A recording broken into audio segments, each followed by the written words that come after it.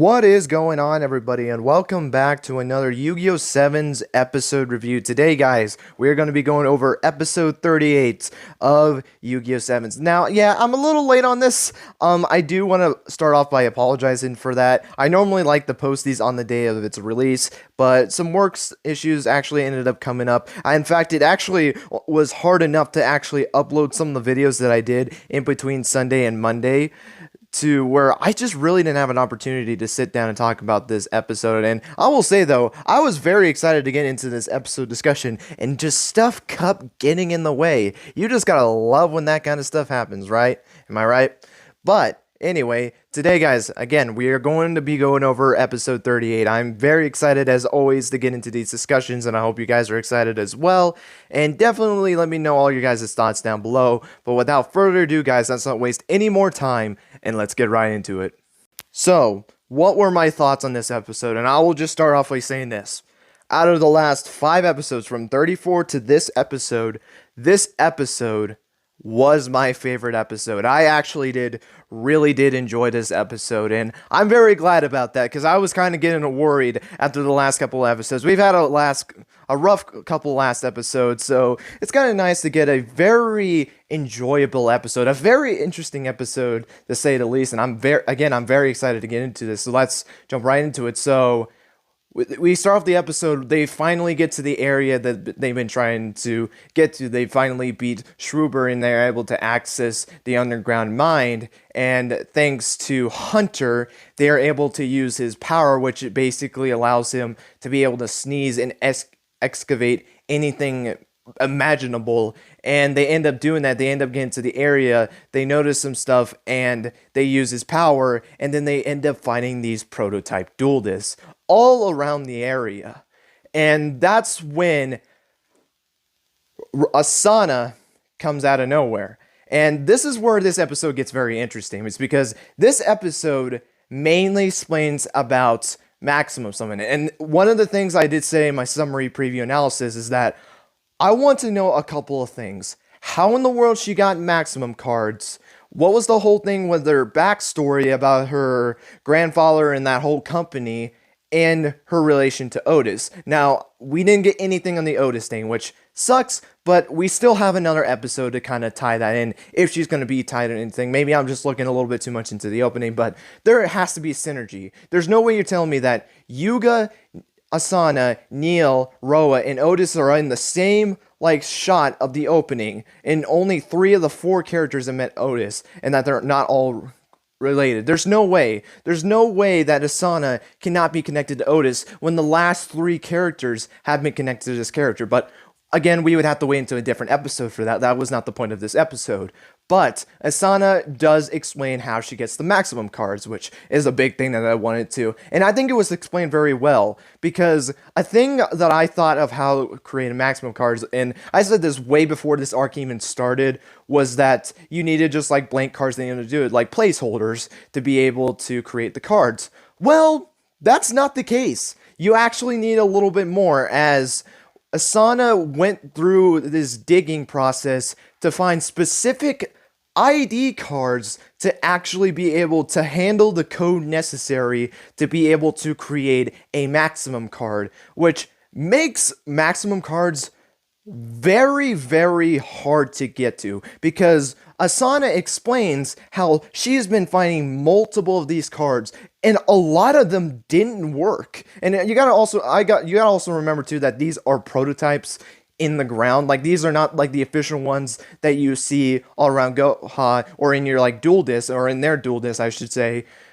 They have to find these, they've been finding these prototype ones, and then they have an issue with this as well, is that the cards, since they're so old at this point from being buried in the ground, they start to disintegrate. We actually see in a flashback scene where Asana was able to get one of the cards, and you just see it start to disintegrate because of it being in the ground for so long. So for her case, it made it very, very hard, and she even states that she was lucky enough just to find 3 cards to do the Maximum, because remember, you need 3 cards to perform Maximum Summon. You need a left part, you need a middle part, and you need a right part. Obviously, that's 3 cards. So not only was she having a problem of just finding the right card, but you have to make sure that you can find a card that could actually last. for a good amount of time, or that hopefully is permanent. And with these cards being old, it makes it a higher chance for these cards to, even if you find it, they just disintegrate right away when you pull them out of the thing. And she was lucky enough to be able to get three of the cards to be able to do it. And Yuga kept pressuring her this episode, actually, and Rook, I'm not going to even talk about Rook at this point because I'm just going to accept the fact that he's probably just going to be this much of an idiot for the rest of the show. I'm just going to say that much. I mean, I think they clearly make it clear that he's just going to be the butt of the joke for this entire group. He's just going to be the comedic relief character of the show, which sucks. I hate it so dang much. It's because I liked Rook from the beginning. If you guys remember in a past video, I said Rook was still my favorite character. But after these last couple episodes, and even this episode as well, out of the main four, he became my least favorite, which I didn't think was gonna happen, really. Like, since the beginning of the series, I liked this character, and now these last couple of episodes, they just made me want to hate the character almost. I have not been enjoying Rook these last past episodes, which it wasn't for very long. I like it more when he's actually interactive with the duel. I feel like he's a little bit more serious when it gets to that, and he doesn't act like a complete idiot. I feel like he's just in the case where he's just a total doofus when he's in, like, the real life world and is not involved with dueling, but when he's in dueling, well, I don't know, that Schwer duel kind of was in the same as that, but I guess more watching other people duel is a little bit more thing, but I don't know, I think in terms of him watching a duel, I think it was a little bit better, but before that, oh boy, Luke, whatever you want to be called, I don't think I will ever get used to calling him Luke, I swear, but Yuga actually keeps pressing on Asana because he does mention something in this, and I feel like it has to be explained at the end of this arc about what the other motivations is. Like, what is the reason for him wanting, or why does she want to do this? Like, what is her main goal to want to do this? Because he knows that there's more than this. And even, like, Galleon, which apparently just woke up out of nowhere and shows Chevalier or Schwuber, whatever the heck you want to call him. And that's what's weird is that these names feel like they got switched. Two characters have completely different names on different bios. Like, if you read the summary, it's called, well, when you read the Yugioh organization thing, it was Chevalier, and then you have Schwuber now in the, like, castle. It's like, this whole, like, name system is weird. And then they call Luke in this, and I've seen a couple of times where they call him Rook. I think it's been changed recently to Luke now, but it used to be Rook all the time. So, yeah, sorry if I call it one of those two names. I'm calling Chevalier on purpose, but Rook, I'm trying not to call him that, but I end up doing it anyways, like I just did, so do apologize for that. But anyway, Yuga puts the pressure on him. They tell him, like, to shush, don't talk about it, and Asana says, let's stop with talking, let's get right into the duel, which is what we kind of want to see. So, and which we know at this point what it is. It's Mr. Drone President Goha, whatever the heck you want to call that thing. We know the reason why she's acting to this regard, but Yuga knows that there's something else. So obviously the group doesn't know, but we know, unless there's something else with the family, but I really have no idea in regards to that, if that ends up being the case as well. But my fair guess, it has to do something with Mr. Goha or Drone Goha, President, whatever you want to call that thing. But they get right into the duel. They start off the duel, and I will say, though, the start of the duel, I kind of got a little bit worried, because Yuga said 2 turns in his turn, nothing much, but we get to Asana's turn. In this turn, 98, I would say probably 95 to 98% of her turn was just Neil's turn. Like, think about it. You got her to be able to get her maximum cards very, very quickly. The only difference between that is she barely had to use, like, Neil's searching effect, where you would send cards back to his deck to draw more. That's how he was able to get his 3 cards for his YGG Dragon, which I want to get into that in just a second, but I like to go in chronological order. But Asana already pulls 2 pieces. She just literally needs to draw 1 card, gets her field spell out and play, gets everything, which is also different as well, but not really the point. But she's able to go in her maximum summon right away. She's able to get her maximum monster out onto the field, and basically tries to do what Neil did and try to go for an OTK. She activates both of her monster's effects to gain enough attack points and is able to also activate an effect. I think it was like a spell or spell card or something like that to switch a monster on Yuga's field to attack position, which, funny enough, another similarity is that cat monster.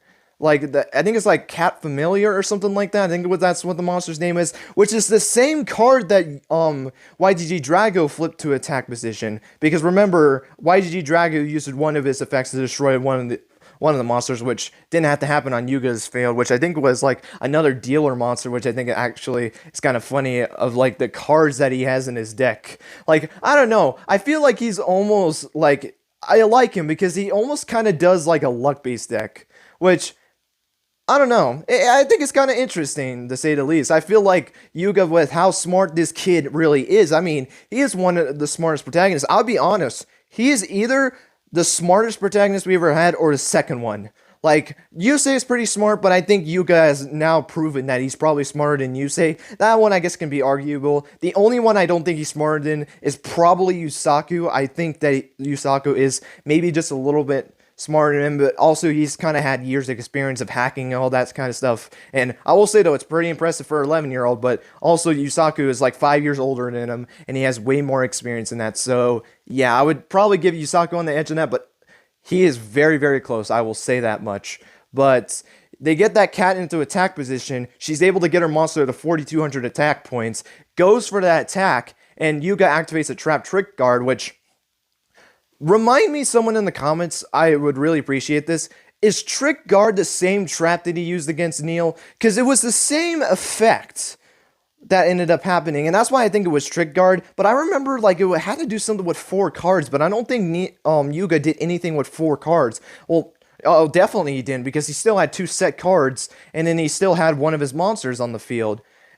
And one of the other cards was that Trick Guard, so maybe I'm just remembering the effect wrong of Trick Guard, but similar to the Neil duel as well, he takes no damage. Sure, his monster gets destroyed, but he doesn't take any damage. So, it literally, that turn, again, was mostly the same as the Neil duel, which I wish it was a little bit more different. Even going into Yuga's turn, which, this is where things get very interesting, as Asana knows that Yuga has a maximum card, not Overroad, but she knows that he has YGG Drago, because when Kaizo went to go and see Neil, Neil gave Kaizo his dragon. That way Yuka could go maximum on maximum, because of the fact that, remember, his maximum cards do not exist anymore. With his friend's ID accounts going back to their actual duel discs, the only maximum cards in existence was hers and Neil's.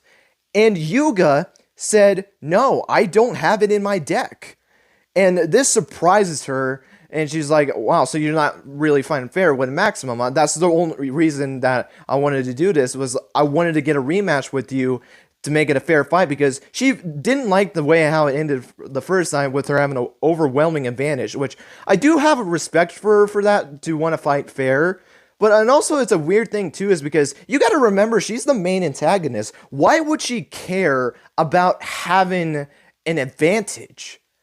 Like, think about Neil in this, and I know I've referenced Neil a lot, but I feel like he's the only basis I've really got in this series. But you think, and even you could say this to any main antagonist, you wouldn't care if you had an advantage. If you're trying to set out a goal and you want that goal to be accomplished, you'll use any means necessary. If that means you have to have an advantage over your opponent, or you have the opportunity to have an advantage over your opponents, they would take that in a heartbeat. I mean, think of Neil. Neil was able to have his YGG Drago. He never knew that Yuga had a maximum card of his own, or a plan to even try to do that. Like, he was surprised when Yuga was doing the whole programming system just to get his maximum card. So it's kind of interesting that she's wanting him to use that. Also, her attitude is like really, really weird, because she wants to duel. She wants to have fun with it, it seems like, which I think is weird because of this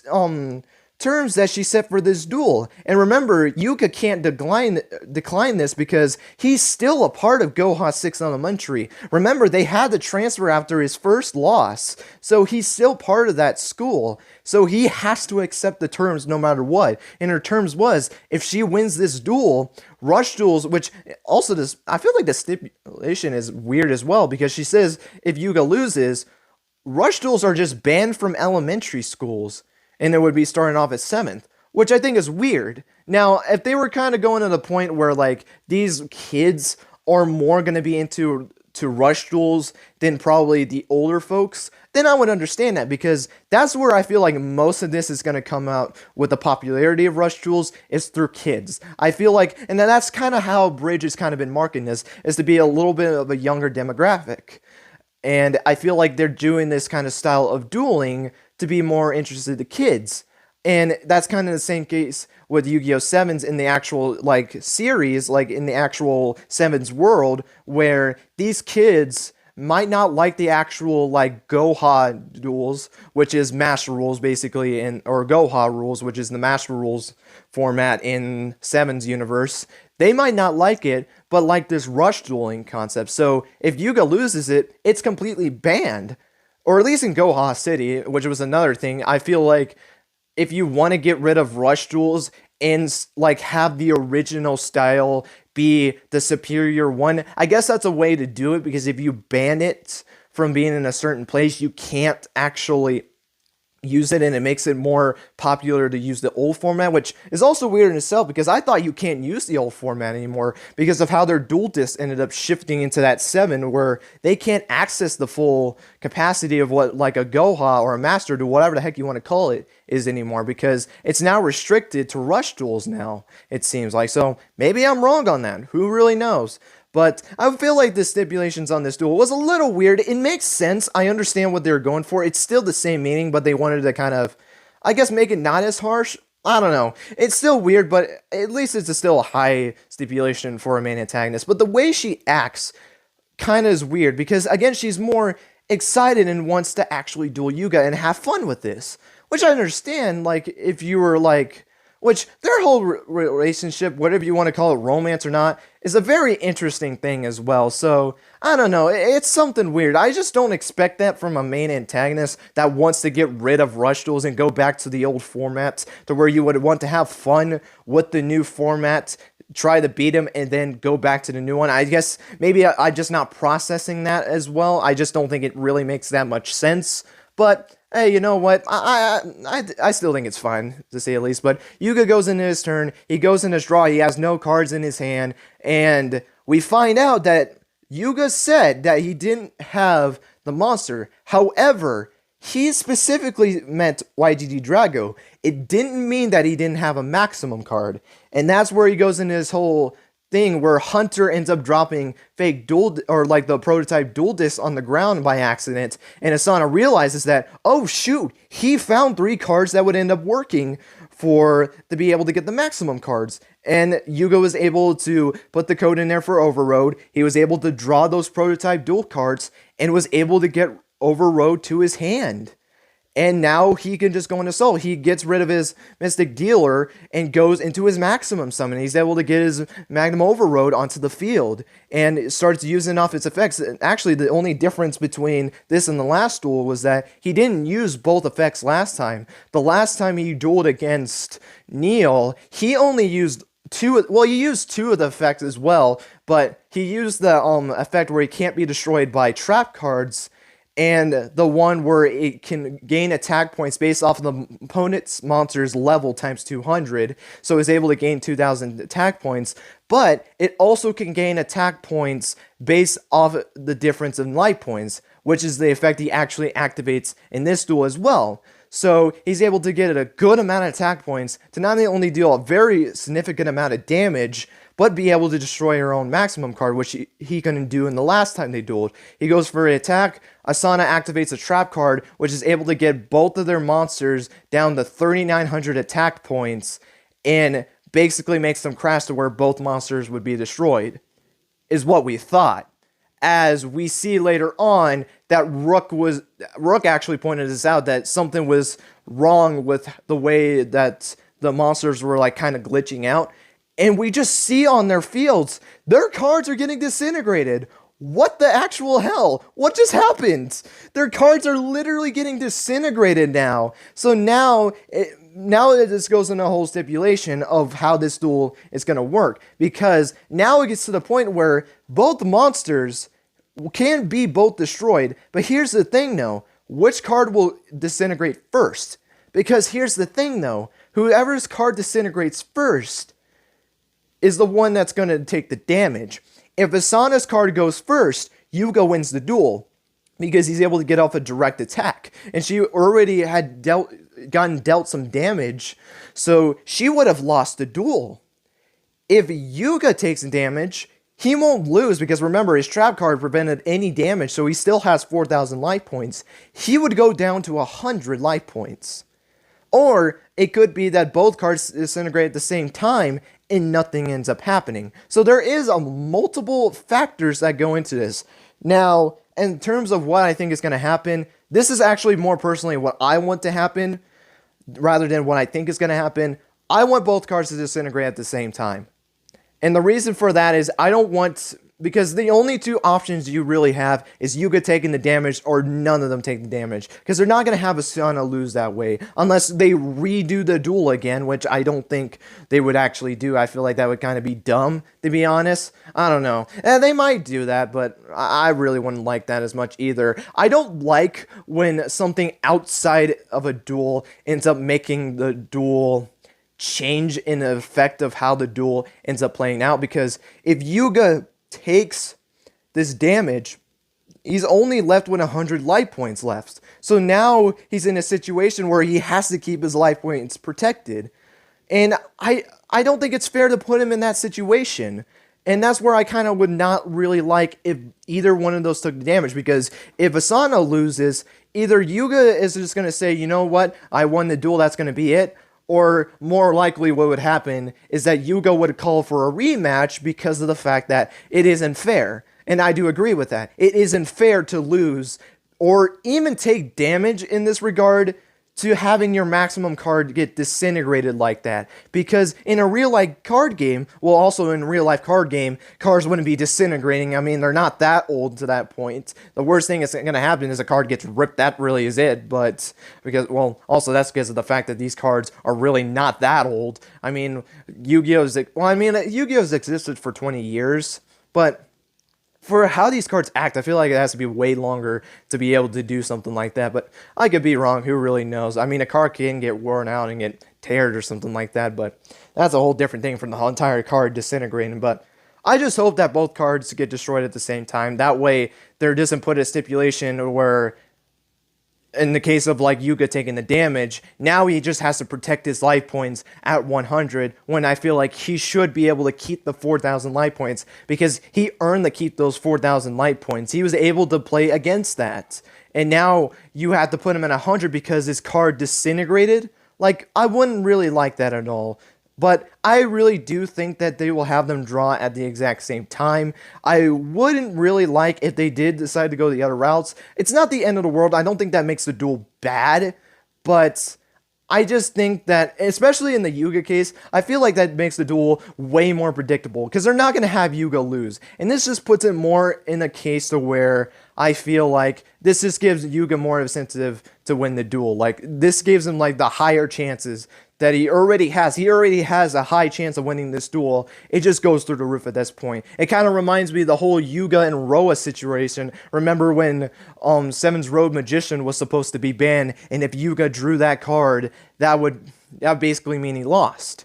And I like that one a little bit more. I will say though, I like that one a little bit more because that kind of you can represent that in a real life world. Because if someone draws a banned card, you're automatically eliminated because you can't be using banned cards. But also there was a different stipulation there, so I don't know. That's a little hit or miss. I guess it depends how you look at it, but I don't know. We would just have to wait and see. I would like to know your guys' thoughts on that as well and what you think is going to end up happening. And would you like if Yugioh took that damage? Maybe it's just because I like it just like mano y mano, nothing in the middle of it. I just want dueling action, like fair dueling action. Maybe that's just me, but I don't know. I definitely want to know you guys' thoughts on that whole situation. But yeah, that's going to be it for this episode review. I hope you guys enjoyed. Let me know what you guys thought of this episode down below and the whole thing with the maximum cards. What do you guys think of that? What do you think of the whole thing that's happening at the end of this duel? And oh, one thing I also forgot to mention, what were you guys' thoughts on Sebastian this episode? Because I forgot to mention it, Sebastian got revived. Where was that nice, impactful scene that we can have of Neil finding Sebastian on like by a tree, basically dead at this point, having a very sad, emotional scene with that because that was his chair. He very cherished that chair, and they didn't show anything of that. He just rebuilt the chair and is like, okay, nothing really happened. We can move on. Like, he was talking casually to him. Like, what the heck, dude? You could have had a nice interactive moment, like of him missing Sebastian or something like that. You could have had a nice moment there, but oh well, this is Sevens. I feel like they're not going to really go that route, but I don't know. That's just something I kind of noticed. But anyway, that's not really a big thing though. That is going to be it, guys. Thank you guys so much for watching. And until next time, guys, take care and have yourselves a great rest of your day.